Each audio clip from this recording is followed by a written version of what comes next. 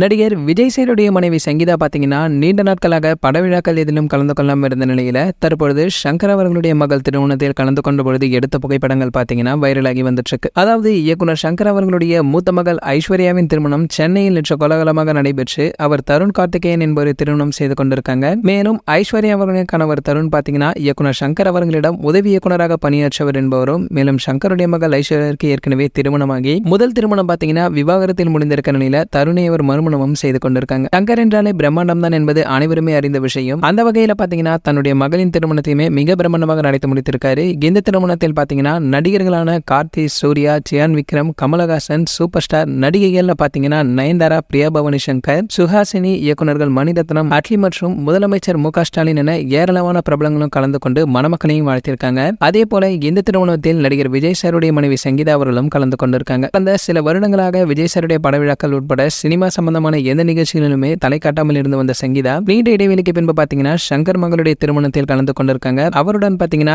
இசையமைப்பாளர் ஹாரி ஜெயராஜின் மனைவி சுமா ஹாரிஸ் எடுத்துக்கொண்ட புகைப்படங்களும் வைரலாகி வந்துட்டு இருக்கு. இந்த விழாவில் நடிகர் விஜய் சாரால் மட்டுமே பங்கேற்க முடியவில்லை. சரி, ஓகே, இது போன்ற சினிமா பிரபலங்களை பற்றி நீங்க உடனே தெரிஞ்சுக்க நம்மளுடைய செய்தி துளிகள் நம்ம சேனலை சப்ஸ்கிரைப் பண்ணிக்கங்க. பக்கத்துல உள்ள பெல் ஐகானை கிளிக் பண்ணிட்டீங்கன்னா நீங்க நம்ம வீடியோவை மிஸ் பண்ணாம பார்க்கலாம்.